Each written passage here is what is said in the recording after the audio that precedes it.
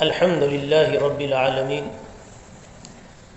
والصلاة والسلام على سيد الأنبياء وأشرف المرسلين وعلى آله الطاهرين الطيبين أجمعين. أما بعد، باب اتباع الجنائز من الإيمان. جنازے کے پیچھے چلنا ایمان کا ایک شعبہ ہے،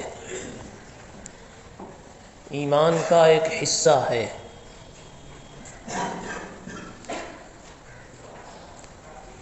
من تبعیضیہ مانا جاوے، من کو اگر تبعیضیہ مانا جاوے تو جزء من الایمان کا معنی پیدا ہوگا، اور اگر من کو بیانیہ لیا جاوے تو ثمرۃ من الایمان کا معنی پیدا ہوگا. امام بخاری رحمۃ اللہ علیہ کا جو منشا پہلے سے چلا آ رہا ہے، اس کی روشنی میں من تبعیضیہ ماننا بہتر ہے، اس لیے کہ جزئیت ثابت کر کے ایمان کو مرکب بتانا مقصود ہے اعمال سے، اور اعمال سے مرکب بتا کر اعمال کی اہمیت بتانا، اور اہمیت بتا کر اہمیت نہ ماننے والوں کی تردید کرنا ہے، یعنی کہ مرجئہ کی. اتباع الجنائز. به قال حدثنا احمد بن عبد الله بن علي المنجوفي. یہ منجوفی نسبت ہے منجوف کی طرف. احمد ابن عبداللہ ان کے دادا کی طرف نسبت ہے، یعنی ان کے آباء و اجداد میں منجوف نامی کوئی تھے، ان کی طرف یہ نسبت، اس لیے منجوفی کہلاتے ہیں. قال حدثنا روح قال حدثنا عوف عن الحسن و محمد. حسن سے حسن بصری مراد ہے، محمد سے محمد ابن سیرین مراد ہے. عن ابی ہریرہ رضی اللہ تعالی عنہ ان رسول اللہ صلی اللہ علیہ وسلم قال من اتبع جنازة مسلم ایمانا واحتسابا وكان معه حتى يصلي عليها ويفرغ من دفنها فإنه يرجع من الأجر بقيراتين كل قيرات مثل أحد ومن صلى عليها ثم رجع قبل أن تدفن فإنه يرجع من الأجر بقيرات. تابعه عثمان المؤذن. قال حدثنا عوف عن محمد عن أبي هريرة عن النبي صلى الله عليه وسلم نحوه. حدیث میں فرمایا گیا کہ رسول اللہ صلی اللہ علیہ وسلم نے ارشاد فرمایا، جو کسی مسلمان کے جنازے کے پیچھے چلا ایمان و احتساب کے ساتھ اور جنازے کے ساتھ رہا یہاں تک کہ اس کی نماز پڑھ لی اور اس کے دفن سے وہ فارغ ہو گیا، تو وہ پلٹے گا 2 قیرات ثواب لے کر، ہر قیرات احد پہاڑ کے برابر.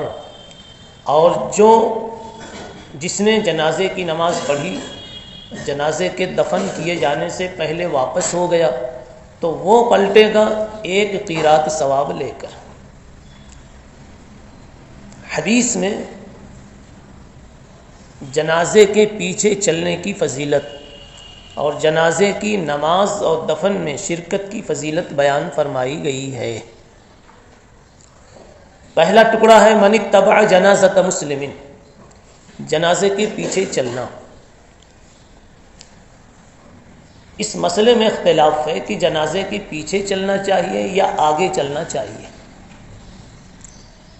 ائمہ کا اس میں اختلاف ہے، چند اقوال ہیں.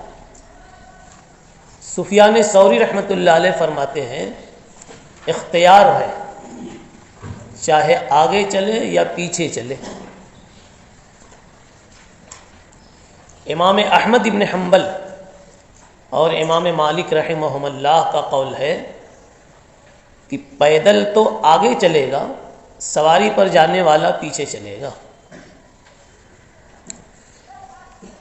امام شافعی رحمۃ اللہ علیہ فرماتے ہیں جنازے کے آگے چلنا افضل ہے، میت پیچھے ہو اور ساتھ میں جانے والے آگے آگے چل رہے ہوں۔ احناف کے نزدیک جنازے کے پیچھے چلنا افضل ہے۔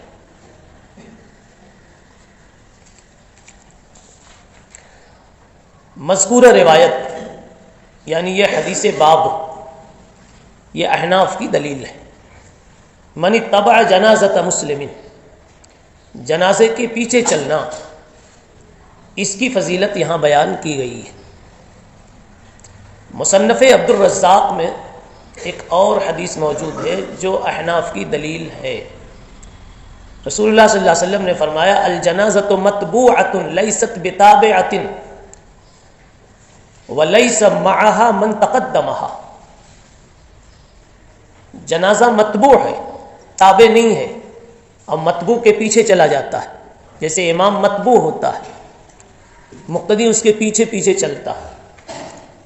الجنازۃ متبوعہ، جنازہ متبوع ہے، اس کے پیچھے پیچھے چلنا چاہیے۔ لیست بتابعہ، وہ پیچھے نہیں چلے گا۔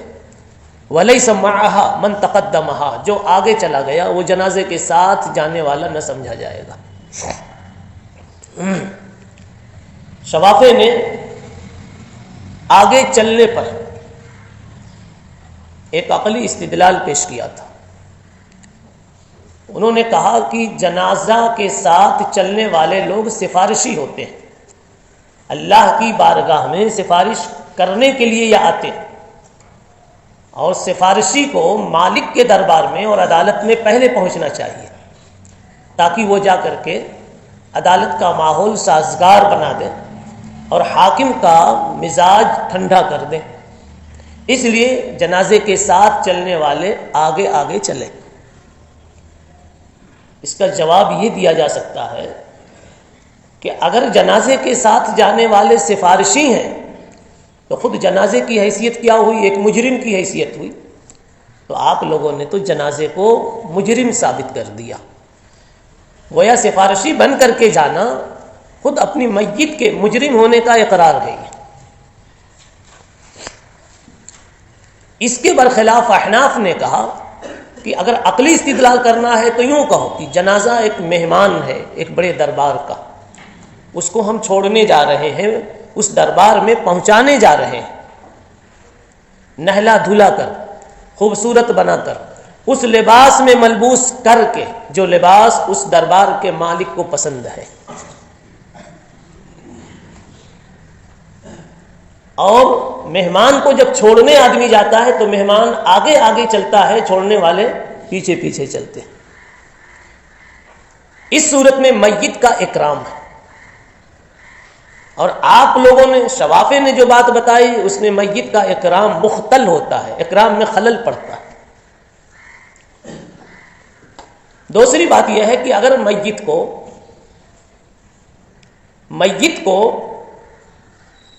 مجرم قرار دیا گیا اور لوگوں کو سفارشی بنا دیا گیا تو پھر جنازہ میں بھی چاہیے کہ جنازہ اس طرح پڑھا جائے کہ میت پیچھے ہو، پڑھنے والے آگے ہوں، اس لیے کہ وہ بھی تو سفارشی ہوتی ہے۔ اللہم اغفر لحینا پڑھنے والا پڑھتا ہے، اس لیے یہ عقلی استدلال بھی کچھ زیادہ قابل قبول نہیں ہے، پسندیدہ نہیں ہے، بلکہ عقلی استدلال میں یہ بات جو احناف نے کہی ہے وہ زیادہ مضبوط ہے کہ یہ اللہ کا ایک مہمان ہے جس کو ہم اللہ کے پاس چھوڑنے جا رہے ہیں،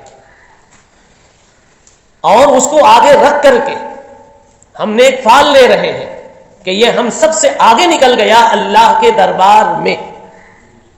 اگر پیچھے کر دیں تو یہ بدفعلی پیدا ہوگی کہ یہ پیچھے رہ گیا، ہم لوگ آگے نکل گئے، اس لیے آگے کرنا بہتر ہے۔ چنانچہ جنازے کے ساتھ جتنا بھی معاملہ ہوتا ہے وہ سب نیک فعلی کا ہوتا ہے، نیک شگونی کا ہوتا ہے اور اکرام کا ہوتا ہے۔ مثلا سفید کپڑا پہنایا جاتا کفن کا، یہ ظاہر کرنے کے لیے کہ یا اللہ ہماری نگاہ میں اس آدمی کی زندگی سفید ہے۔ پھر نہلا دھلا کر کے چہرہ صاف کر کے کافور ملا جاتا ہے، یا اللہ ہماری تمنا ہے کہ یوم تبیض وجوہ میں اس کا شمار ہو، وجوہ یومئذ ناظرہ میں اس کا کیا ہو، شمار ہو۔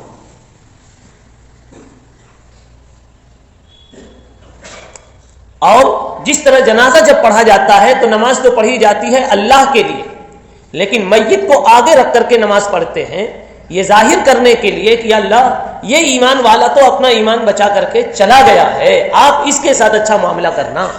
تو ایسے ہی جب جنازہ لے جاوے تو ہمیں چاہیے کہ اس کو آگے کریں، یہ ظاہر کرنے کے لیے کہ اللہ یہ ایمان بچا کر لے گیا اس لیے ہم سے آگے آگے چل رہا ہے۔ اگلی بات یہ ہے کہ جنازہ جب آگے ہوگا تو پیچھے چلنے والوں کی نگاہوں کے سامنے ہوگا، اس وقت جنازے کے ساتھ چلنے کی جو ایک خاص غرض ہے عبرت لینا، وہ عبرت لینا آسان ہوگا، اس لیے کہ جیسے جیسے جنازہ سامنے نظر آئے گا خیال ہوگا کہ آج ان کی تو کل ہماری باری ہے۔ نمبر 2، جنازہ کبھی بہت باوقار با اقتدار ہوتا ہے، لیکن وہ بھی آج لاچار اور مجبور ہے، دوسروں کے کندھوں پہ چل رہا ہے، تو پیچھے چلنے والے جب اس کو دیکھیں گے تو یہی کہیں گے کہ یا اللہ اتنا با اقتدار، اس قدر پاور والا آج یہ بھی بے سہارا ہے، دوسروں کا محتاج ہے، تو یا اللہ ہم کتنے محتاج ہیں۔ تو آگے رکھنے میں یہ بھی ایک مصلحت ہے۔ من اتبع جنازۃ مسلم ایمانا و احتسابا، ایمان اور احتساب کا حاصل آپ جان چکے ہیں۔ فرمایا کہ اگر جنازے کی نماز وہ پڑھتا ہے اور اس کے دفن میں بھی شریک رہتا ہے اس کو 2 قیرات ثواب ملتا ہے۔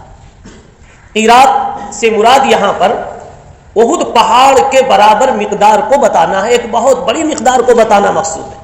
وہ جو پیمانہ ہے قیرات کا، وہ پیمانہ مراد نہیں ہے، وہ پیمانہ ہے دینار کے 20ویں حصے کو قیرات کہا جاتا ہے، دینار کے 20ویں حصے کو قیرات کہا جاتا ہے، وہ یہاں مراد نہیں ہے، بلکہ مراد احد پہاڑ کی مقدار ہے۔ مطلب یہ ہے کہ بہت بڑا ثواب اللہ نصیب فرماتے ہیں جب آدمی میت کا دونوں حق ادا کر کے واپس ہوتا ہے، نماز بھی پڑھتا ہے اور دفن بھی کرتا ہے۔ اور اگر اس نے ایک ہی کام کیا، نماز تو پڑھی دفن نہیں کیا، واپس آ گیا، تو 1 قیرات کا وہ مستحق ہوتا ہے۔ تابعہ عثمان المؤذن، متابعت کی ہے عثمان مؤذن نے، اور یہ کہا ہے حدثنا عوف۔ آپ کو ذرا سا یہ سمجھنا ہے کہ کس نے کس کی مطابقت کی ہوگی۔ عثمان مؤذن نے مطابقت کی تو کہا حدثنا عوف۔ آپ کتاب میں دیکھیں عوف سے پہلے کس کا نام ہے؟ روح۔ اب یہ دوسری سند کی طرف اشارہ کر رہا ہے، کہتے ہیں عوف کے نیچے ایک دوسرا نام ہے، وہ ہے عثمان المؤذن کا، یعنی کہ اس حدیث کو سمجھا عثمان المؤذن نے بھی لیا ہے عوف سے، جیسے روح نے لیا ہے ویسے ہی عوف نے بھی لیا ہے، تو گویا 2 سند ہو گئی۔ اچھا اب تھوڑا سا فرق ہے، وہاں جو تھا عوف کے بعد 2 نام تھا، ان الحسن و محمد، 2 نام تھا نا جی، کہ عوف نے اس کو لیا ہے حسن بصری سے اور محمد ابن سیرین سے۔ اس مطابعت کو ذکر کرنے سے کیا مقصد ہے؟ اس مطابعت کو ذکر کرنے سے کیا مقصد ہے؟ بات یہ ہے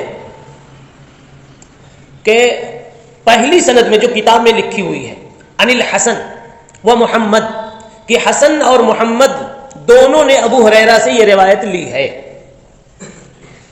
تو اس میں حسن کا نام جو آیا ہے وہ حسن بصری مراد ہیں، اور حسن بصری کا سماع ابو ہریرہ سے ثابت نہیں ہے، اس لیے شبہہ کسی کو ہو سکتا تھا کہ آگے دونوں نام کے بعد آیا ہے ان ابی ہریرہ، تو کیا دونوں نے سنا ہے؟ کسی کو اعتراض ہو سکتا تھا، تو اس کا جواب دینے کے لیے حضرت نے یہاں الگ سند بیان کی کہ ایک سند میرے پاس ایسی بھی ہے عثمان المؤذن کے واسطے سے کہ اس میں حضرت محمد ابن سیرین صرف آئے ہوئے ہیں اور انہوں نے ابو ہریرہ رضی اللہ عنہ سے سماع کیا ہے، تو اسی کو متابعت کہتے ہیں۔ تابعہ عثمان المؤذن قال حدثنا عوف، یہی اوپر والے ہی عوف ہیں جو پہلی سند میں آئے ہوئے تھے، ان محمد ان ابی ہریرہ عن النبی صلی اللہ علیہ وسلم، اس سند سے جو روایت آئی ہے وہ بھی اسی مضمون کی ہے جو مضمون ابھی آپ کے سامنے گزرا۔